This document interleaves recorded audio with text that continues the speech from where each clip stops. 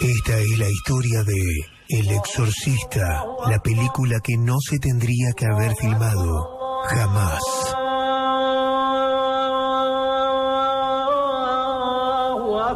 ¿Quién no vio aunque sea alguna vez El Exorcista, la película de 1973?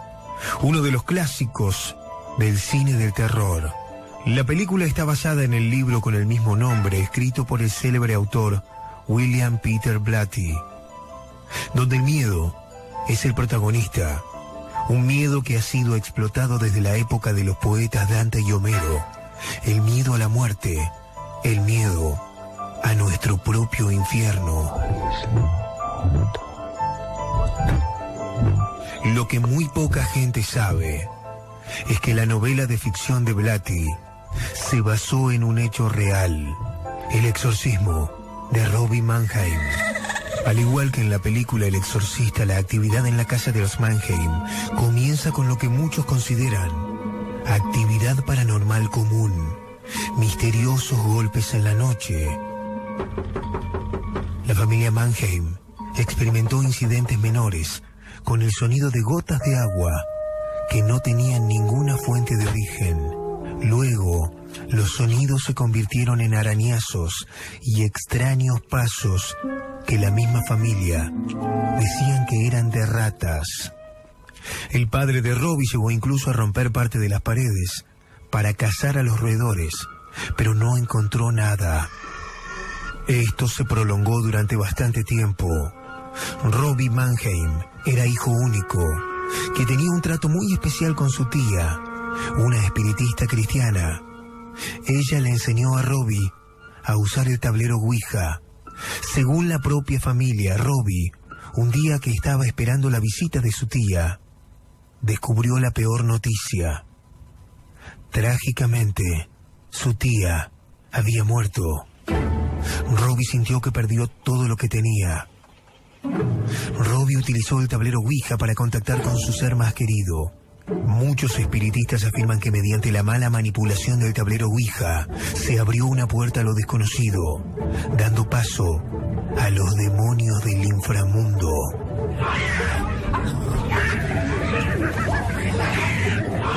Fue en ese momento cuando la actividad paranormal en la casa de los Mannheim aumentó considerablemente. La actividad poltergeist parecía seguir a Robbie. Los muebles de la casa se deslizaban empujados por una misteriosa fuerza oculta.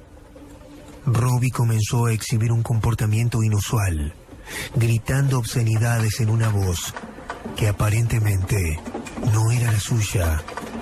No traten de parar a Robbie. A Robbie no lo van a parar. Esto recién empieza.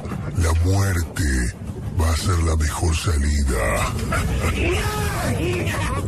El reverendo Miles Schultz pasó la primera noche en la casa de los Mannheim para tratar de observar algo inusual. El propio sacerdote afirmó haber visto la cama temblar misteriosamente por sí sola, mientras que el chico dormía tranquilamente.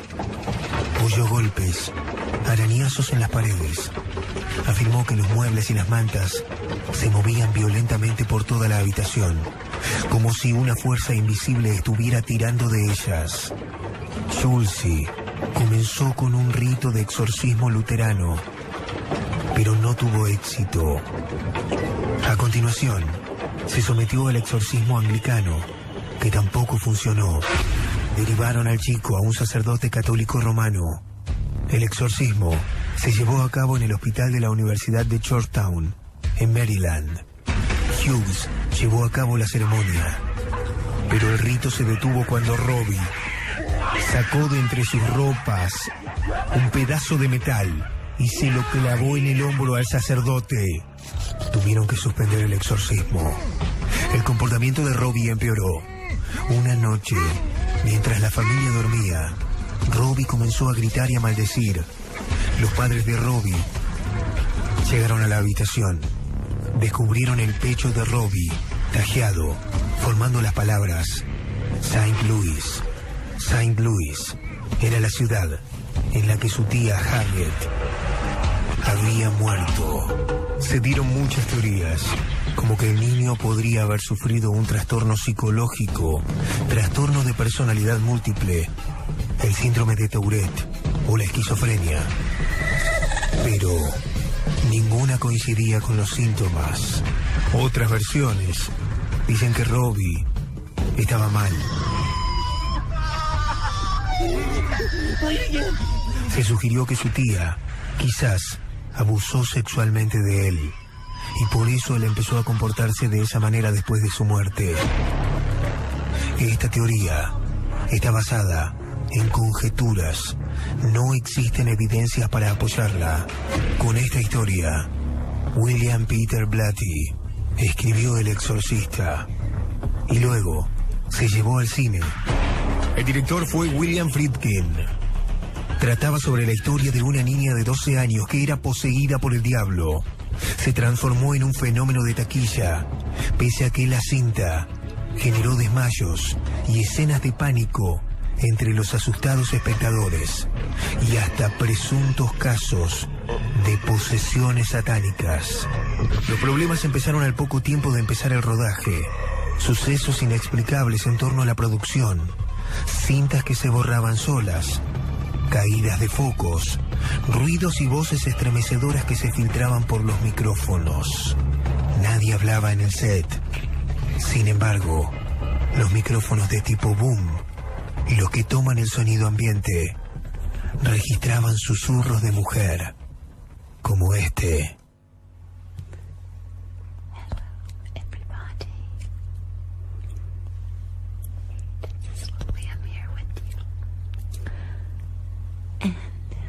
Tonight, I'm gonna make my personal trigger video.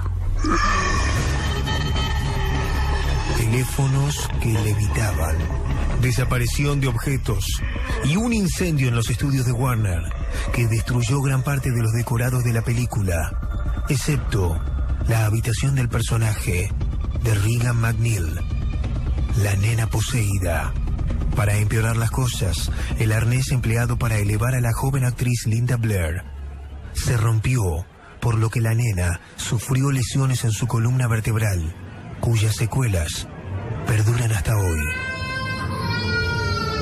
La histeria y el miedo pronto se extendieron entre los miembros del equipo, lo que obligó a la producción a requerir los servicios de un sacerdote para que bendijera el set de rodaje.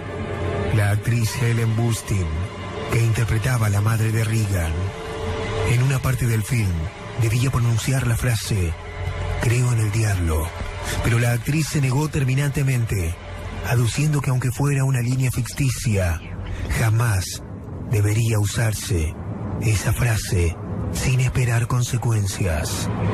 Lo más impresionante de la maldición del exorcista tuvo que ver con las muertes que se produjeron. Entre 4 y 9 personas fallecieron durante el rodaje. Entre ellos, los actores Jack McGruban, la actriz Vasiliki Maliaros, un experto en efectos especiales y un cuidador nocturno de los estudios Warner, que en medio de la grabación tuvo un paro cardíaco. Murió en el acto. Posteriormente, y para rematar la terrible ola de muertes, el hijo de la actriz Mercedes McCambridge, quien hizo la voz del demonio en el film, se suicidó después de asesinar a toda su familia en 1987. Pero, ¿la fatalidad terminó acá? No. En 1975 se estrenó en el Teatro de la Comedia de Londres la obra El Exorcista, con la actriz Mary Ure personificando a la joven Regan. Sin embargo, al día siguiente del estreno, el director de la obra encontró a la actriz muerta, rodeada de sus propios vómitos. Estaba tendida con los brazos en cruz, con cortes y rasguños por todo su cuerpo. El informe policial dictaminó que se había tratado de un suicidio provocado por sobredosis de barbitúricos. Para muchos, ella solo fue una víctima más de la maldición del exorcista. Cuando El Exorcista se estrenó, el impacto social fue inaudito. Algunos espectadores, después de ver la película, se dirigían directamente a la iglesia. Otros no conseguían aguantar hasta el final. Muchos tuvieron trastornos psicológicos. Las reacciones de las personas en el cine eran de las más variadas. Personas con ataques de nervios, llantos descontrolados y hasta personas vomitando. Incluso hubo personas que al final del estreno de la película pensaron que estaban poseídas por un extraño ser. Pablo VI, que era el Papa en ese momento, empezó a decir que el mal se estaba colando en el propio Vaticano. Dicen que en la película se ve la estatua de Pazuzu, el demonio que posee a la niña. La estatua se perdió. Tuvieron que usar una réplica para la grabación. Y un detalle extraño. Habían prometido destruir las imágenes al final del rodaje. Las imágenes desaparecieron misteriosamente. El lugar de rodaje, el departamento de la avenida Prospect, donde tiene lugar la historia, fue habitado alguna vez por el autor de la novela, William Peter Blatty. Afirmó que el lugar tenía espíritus. Este dato no confirmado. Dicen que allí, en esa casa, en 1990, un estudiante que dormía ahí se despertó y pudo ver al mismísimo diablo parado a los pies de su cama. No es un juego. Hizo la denuncia y lo tomaron por loco. Y lo más escalofriante, en medio del rodaje, en las escenas en las que el demonio habla a través de Linda Blair, son varios los parlamentos que no estaban en el guión. El director de la cinta los dejó. Le parecieron muy reales. Cuando le preguntaron a Linda Blair por qué había dicho lo que dijo, por qué estaba improvisando, reconoció que no se acordaba de nada, que algo hablaba a través de ella.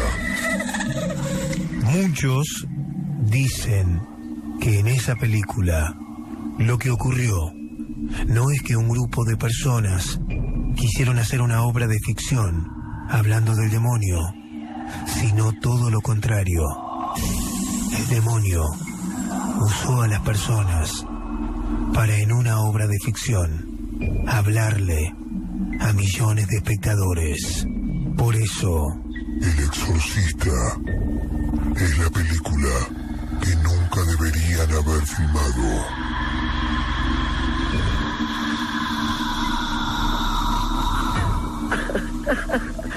¡Te ordeno que salgas!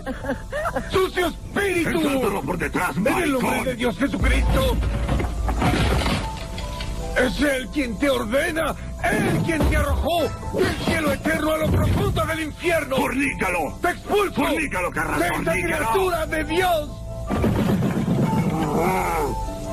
¡Te expulso! En nombre del Padre, del Hijo y del Espíritu Santo.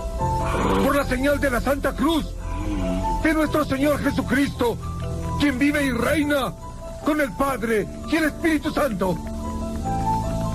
Demian. Amén. Dios defensor de nuestra raza, mira con misericordia ¡Mataste a a tu tu madre! sierva, ¡La Regan dejaste Teresa morir McNeil. sola! ¡Cierra la boca! ¡Nunca te perdonará! ¡Regresa, Señor! ¡Bastardo! Yo te ordeno, por el juez de vivos y muertos, salir de esta sierva de Dios. El poder de Cristo te obliga. El poder de Cristo te obliga. El poder de Cristo te obliga. El poder de Cristo te obliga.